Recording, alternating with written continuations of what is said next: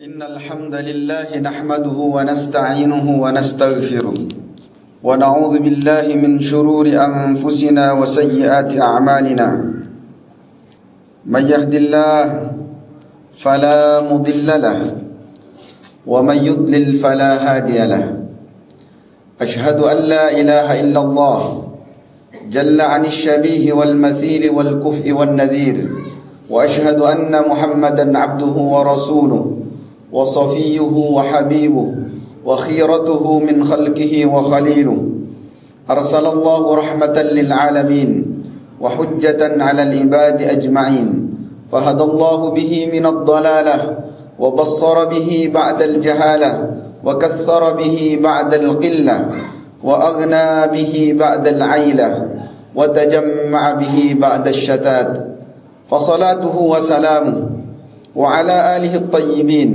وأصحابه الغر الميامين ومن تبعهم بإحسان إلى يوم الدين ورضى الله عنا وعنهم أجمعين فيا أيها الناس أوصيكم ونفسي بتقوى الله وطاعته فقد فاز المتقون يا أيها الذين آمنوا اتقوا الله حق تقاته ولا تموتن إلا وأنتم مسلمون يا أيها الناس اتقوا ربكم الذي خلقكم من نفس واحدة وخلق منها زوجها وبث منهما رجالا كثيرا ونساء واتقوا الله الذي تساءلون به والأرحام إن الله كان عليكم رقيبا يا أيها الذين آمنوا اتقوا الله وقولوا قولا سديدا يصلح لكم أعمالكم ويغفر لكم ذنوبكم ومن يطع الله ورسوله فقد فاز فوزا عظيما وقال نبينا صلى الله عليه وسلم اتق الله حيثما كنت وأتبع السيئة الحسنة تمحها وخالق الناس بخلق حسن وفي رواية اتقوا النار ولو بشق تمرة وفي رواية فاتقوا الدنيا واتقوا النساء صدق الله العظيم وصدق رسوله الكريم ونحن على ذلك من الشاهدين والساكرين. Kaum muslimin jamaah salat Jumat yang dimuliakan Allah, ada sahabat Abu Qatadah bin Rabi'i al-Ansari menceritakan satu peristiwa yang lumrah terjadi, sebagaimana hadis ini dikeluarkan oleh Imam Bukhari dan Imam Muslim. Hadis ini muttafaq alaih atas kesahihannya. Cerita dari Abi Qatadah bin Rabi'. Satu ketika Rasulullah sallallahu alaihi wasallam lewat di satu jalan. Kemudian ada jenazah yang lewat. Faqala Nabi sallallahu alaihi wasallam, maka Nabi bersabda, mustarihun wa mustarahun minhu. Kematian bisa jadi tempat istirahat bagi seseorang, atau mustarahun minhu, yang istirahat justru orang lain. Qalu, kemudian para sahabat bertanya, ya Rasulullah, mal mustari wa mal mustarahu minhu? Apa yang dimaksud dengan mustari dengan mustarah minhu?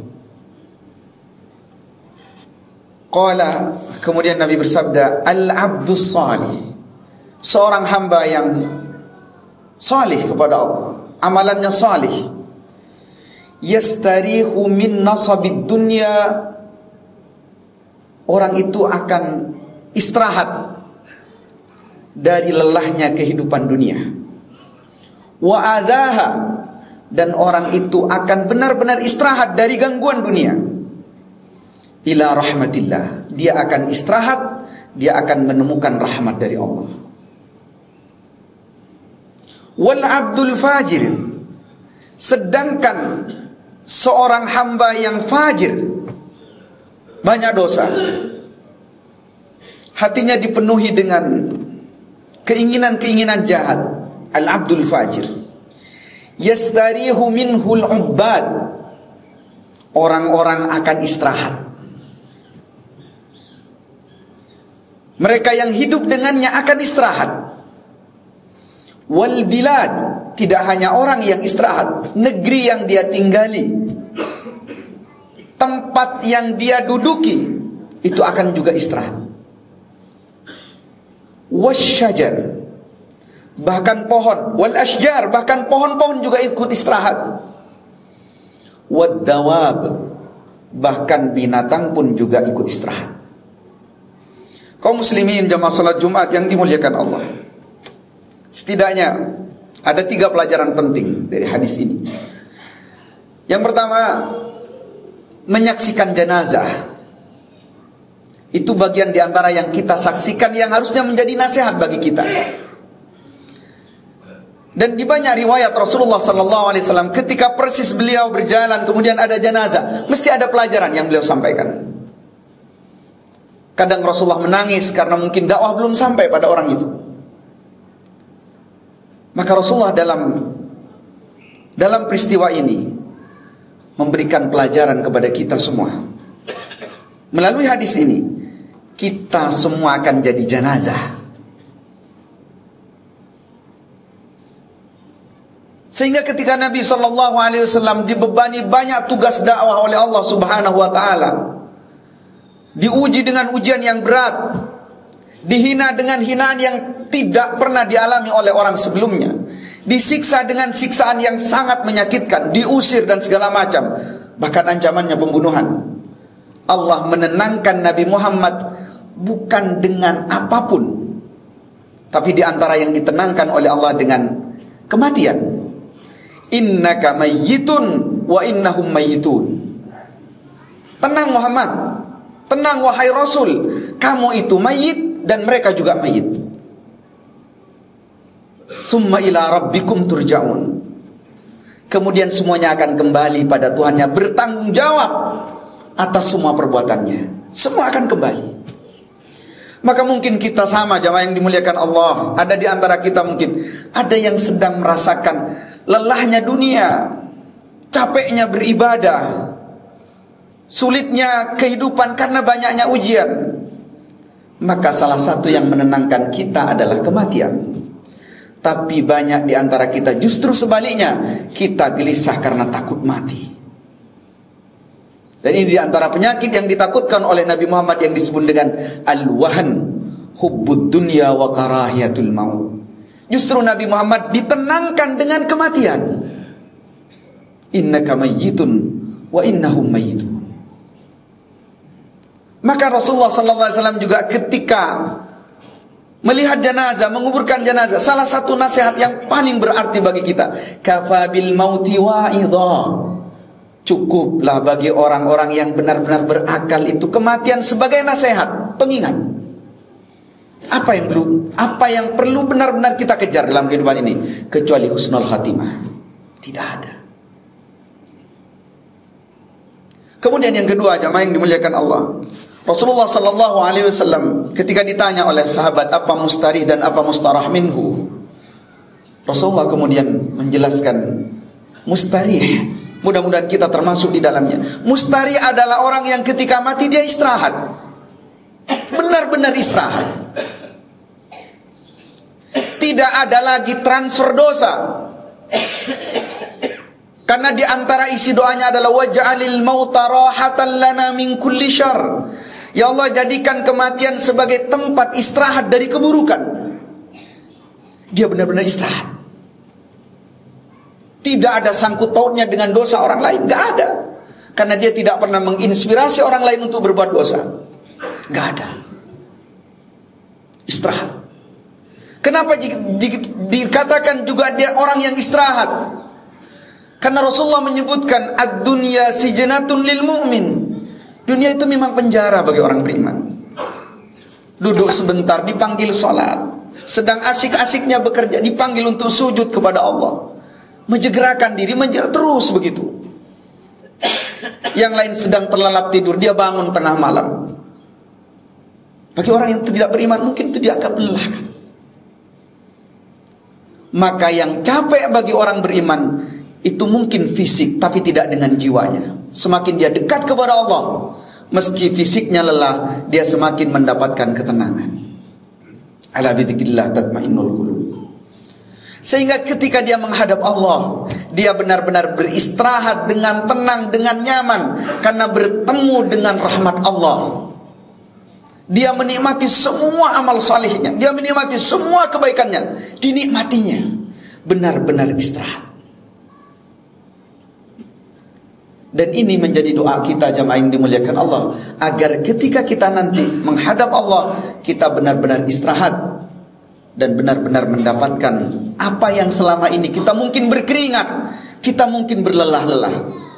Bahkan untuk memberikan motivasi bagi kita, Rasulullah sallallahu alaihi wasallam,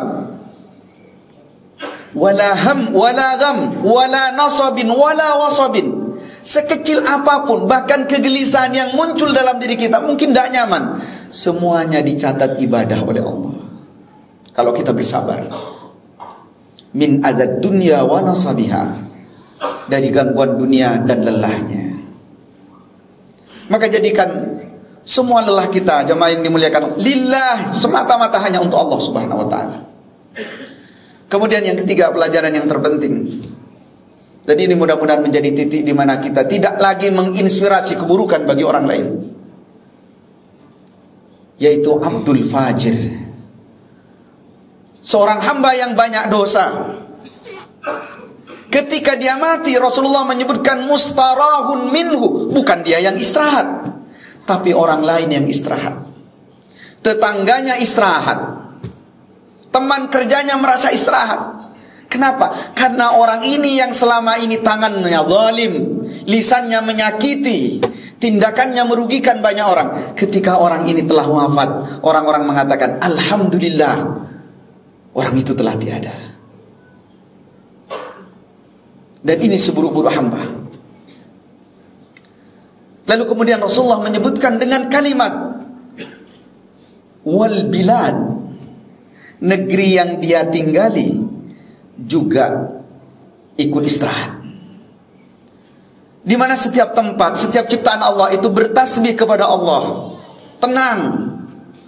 Wa in min syai'in illa yusabbihu bihamdi rabbih walakin la tafqahuna tasbihahum. Semuanya bertasbih kepada Allah.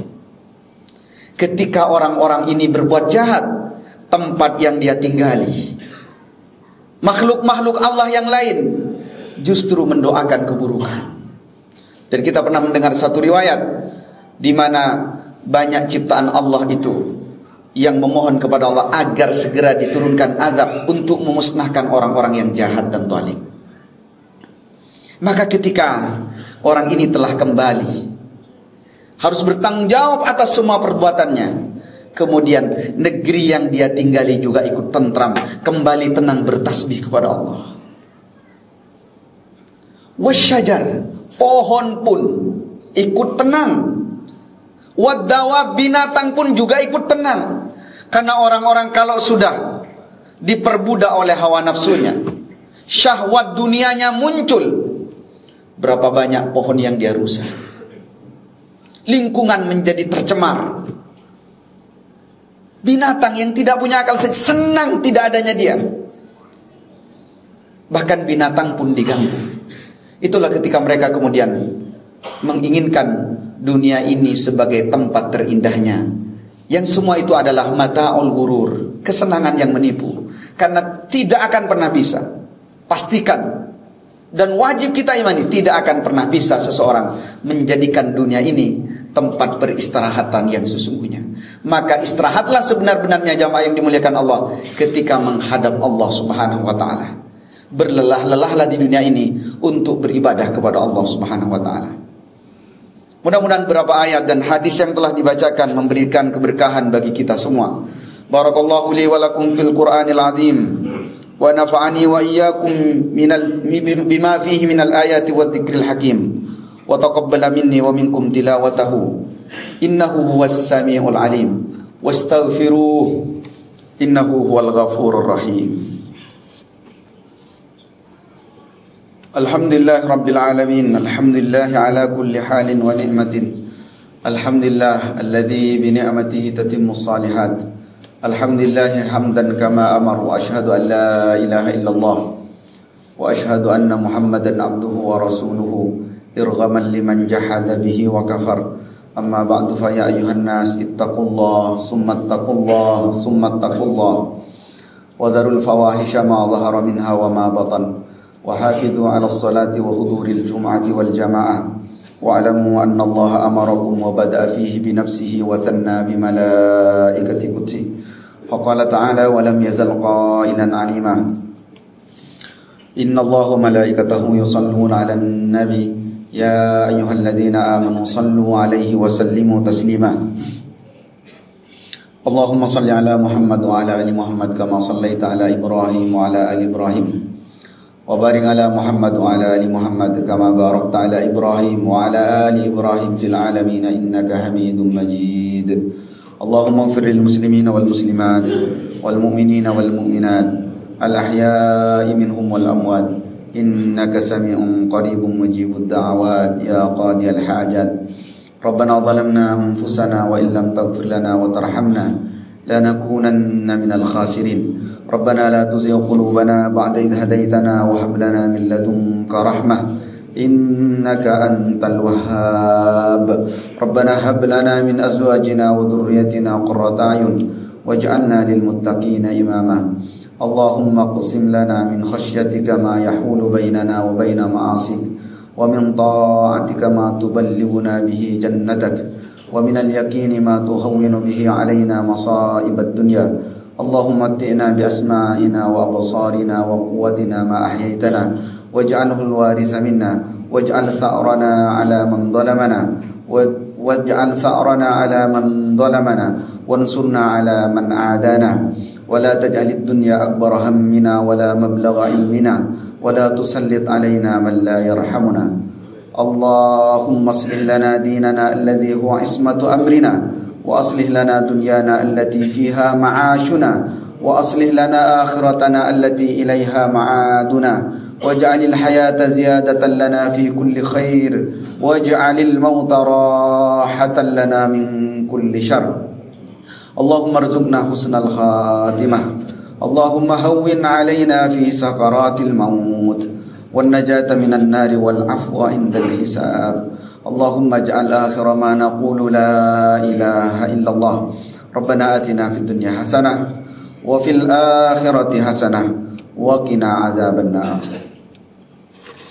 عباد الله إن الله يأمر بالعدل والإحسان وإيتاء ذي القربى وينهى عن الفحشاء والمنكر والبغي يعظكم لعلكم تذكرون فاذكروا الله لي ولكم واشكروه على نعمه يزدكم واسألوه من فضله يؤتكم ولذكر الله عز وجل أكبر والله يعلم ما تصنعون